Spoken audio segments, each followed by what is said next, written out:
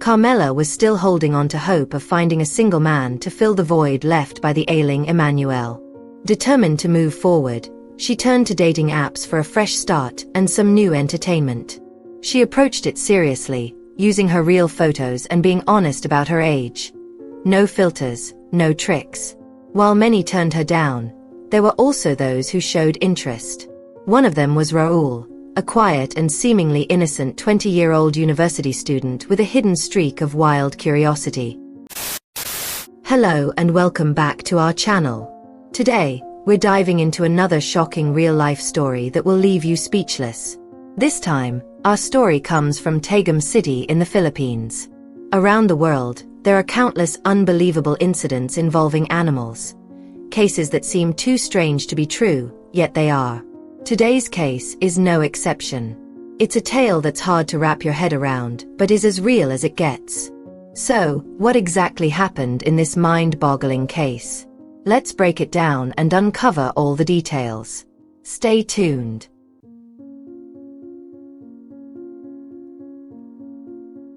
Before we dive into the story, don't forget to like, comment, and subscribe, and share this with your friends. Let's get started.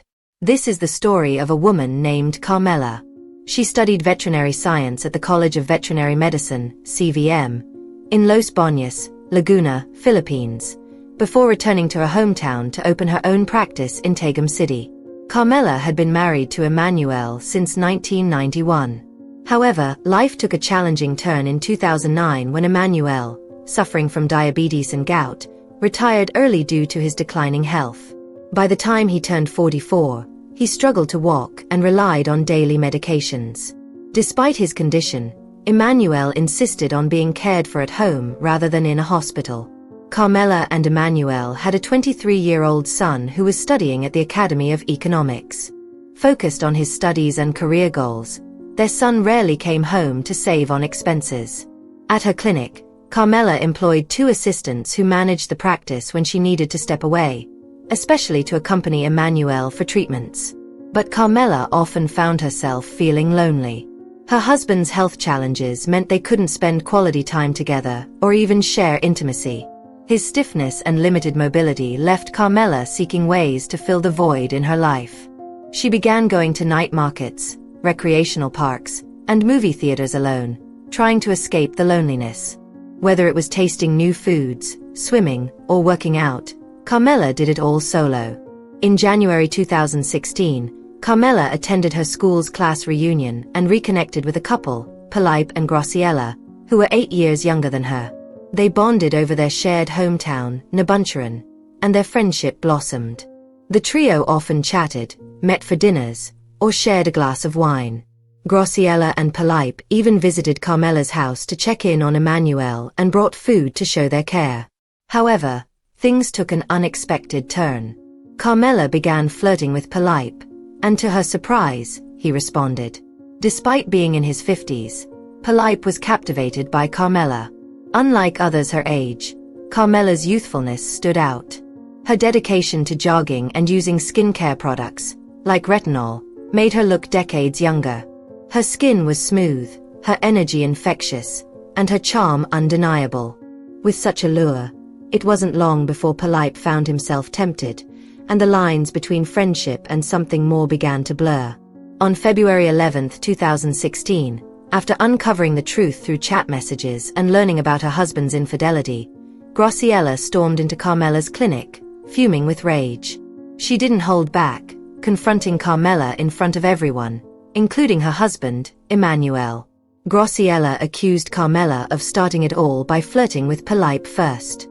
Carmela could only stand there silently, her head down, as Graciela hurled insults at her, calling her ignorant, unethical, and shameless for betraying their friendship. The scene turned into a spectacle, with neighbors gathering to watch the commotion. It was clear Graciela wanted to embarrass Carmela as much as possible. After the heated exchange, their friendship was over for good. Pelipe, caught in the crossfire, apologized profusely to Graciela for his actions.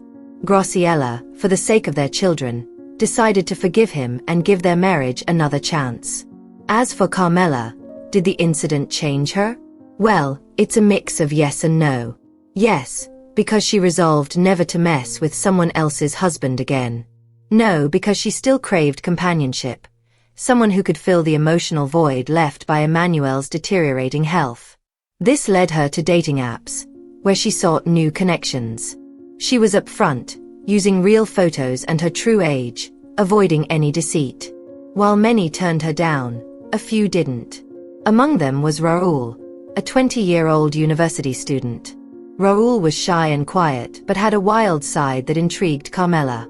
They met for the first time at a cafe on April 5, 2016, and hit it off instantly. Their connection deepened through phone and video calls. They missed each other constantly and even planned a hotel date. Raoul, of course, had no objections. Emmanuel, Carmela's husband, was fully aware of what was going on. Once, during a video call with Raoul, Emmanuel was sitting right in front of her. When he tried to object, Carmela shut him down, saying, "What can you do? Can you satisfy me? Can you provide for me? If not, don't try to control me." As Carmela and Raoul's relationship grew more intimate, they began meeting regularly at hotels. Raoul became so smitten with her that he started skipping classes just to spend more time at her clinic, helping her or simply being near her. He paid no attention to Emmanuel, who spent most of his time in their residence behind the clinic. Even Carmela's assistants noticed their relationship but stayed out of it, focusing on their work. It was an odd pairing. Carmela was older than Raoul's mother, while Raoul was younger than her own son. But love and passion often ignore age and convention. Things seemed to be going smoothly until Raoul, in his excitement, let the secret slip to his sister. Alarmed, his sister reported it to their parents, Esteban and Rosalinda, who were already concerned about Raoul's frequent absences from college. The revelation was the last piece of the puzzle for them, confirming their suspicions about Raoul's excuses for missing classes. On several occasions, Raoul's parents, Esteban and Rosalinda, tried to track where he was going, but they never caught sight of the older woman Raoul's sister had mentioned. Everything seemed normal. He went to campus, hung out at friends' houses, played basketball, or chilled at cafes with his buddies. It almost felt like Raoul knew he was being followed and purposely avoided meeting Carmela for a while. However, late at night at home, they would often hear him on a video call with someone.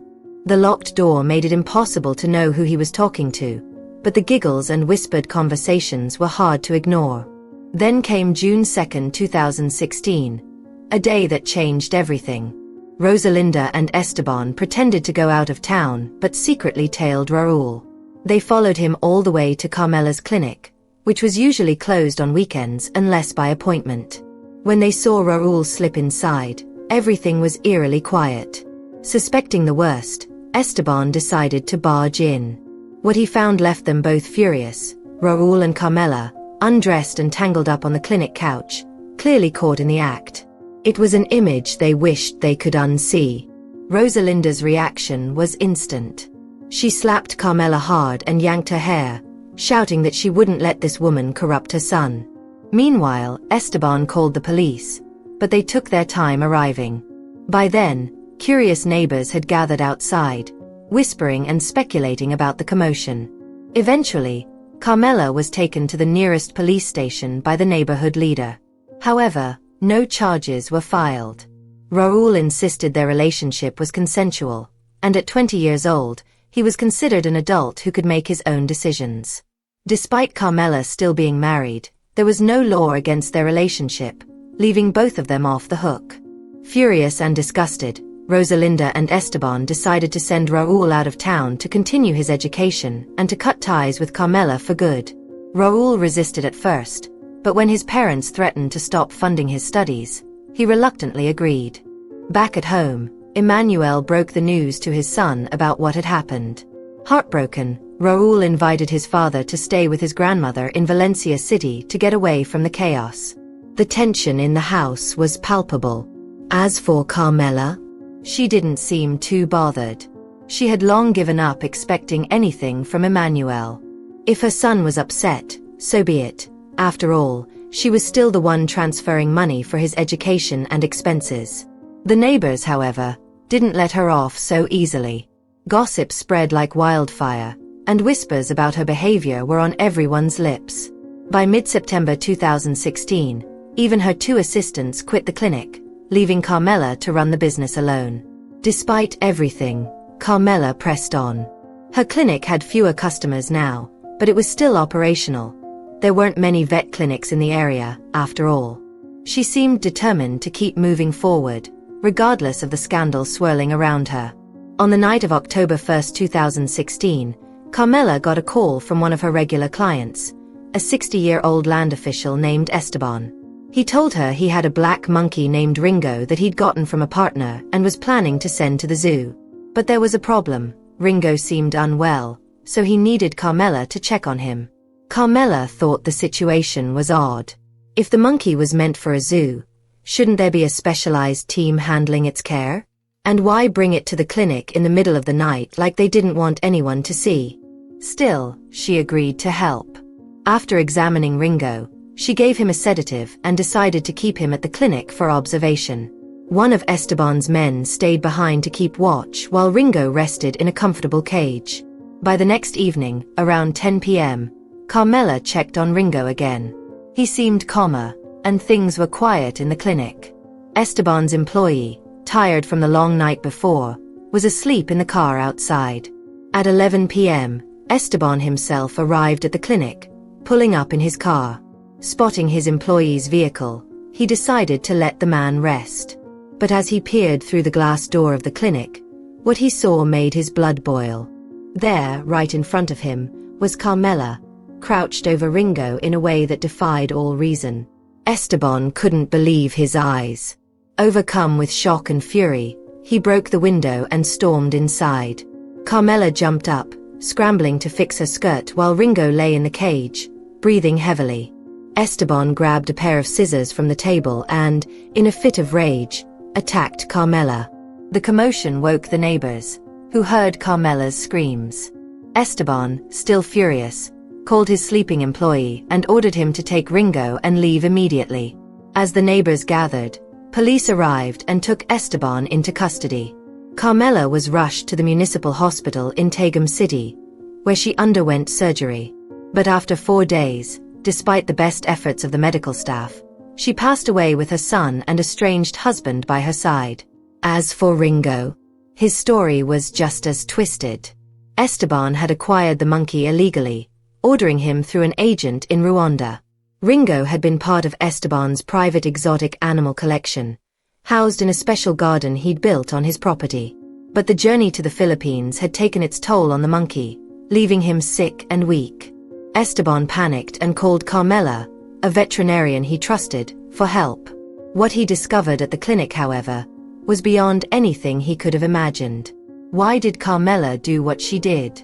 Maybe loneliness had driven her to madness. Her affair with Raul was over, her son had taken her husband to the village, and her clinic was her only company. Or maybe she had simply lost her way completely, chasing whatever thrill she could find. Once again, it's important to note that Esteban was an animal lover, and his actions were driven by a desperate attempt to protect Ringo, whom he believed Carmela had harmed.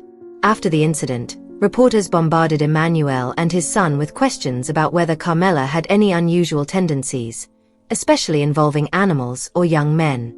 Both of them refused to comment, trying to maintain their privacy amidst the growing scandal. Meanwhile, the public became increasingly convinced that Carmela's career choice as a veterinarian might have been motivated by strange fantasies about animals. Customers who had boarded their pets at her clinic were outraged, demanding answers. However, her 2 former assistants came forward to clarify that during their 6 years working with her, they had never witnessed anything inappropriate, except for what happened with Ringo. Surveillance footage from the clinic, presented during the trial, showed no prior incidents of mistreatment or bizarre behavior toward animals. But the footage of the incident involving Ringo told a different story. On that fateful night, Carmela was seen petting and kissing the sick monkey before doing things no one could fathom. For reasons beyond explanation, Ringo appeared agitated, and the situation escalated into something unthinkable. By the time Esteban arrived, the scene he walked in on drove him into a rage. What followed was a tragedy no one could have imagined. On February 13, 2017, the court handed down its verdict. Esteban was found guilty of second-degree assault leading to Carmela's death. While his actions were driven by the intent to protect Ringo, the court sentenced him to 15 years in prison, with the possibility of parole after 10 years. Additionally, Esteban faced charges for illegally purchasing Ringo, including forging documents to bypass proper health and import procedures. For this, he received an additional 5-month sentence and a hefty fine. The sellers involved in Ringo's acquisition were also prosecuted and fined. Ringo was later transferred to the Tagum City Zoo, where he received proper care. Meanwhile, Carmela's family, including Emmanuel and their son, issued public apologies to those affected by her actions. They extended their regrets to colleagues in her profession, former assistants, loyal customers, and anyone else harmed by the incident. Even Rosalinda and her husband, Raul's parents, appeared in court to emphasize the importance of keeping a close watch on one's family members and staying vigilant for any unusual behavior. The community was deeply shaken by the revelations. Some residents reacted violently, torching Carmela's clinic in anger. Though the fire didn't destroy the property entirely, the damage was enough to leave the building abandoned. Eventually, Emmanuel and his son sold the house and land, moving to Valencia City for a fresh start. Carmela's son, now the family's sole provider, left his studies to work and support his father. What lessons can we learn from this story?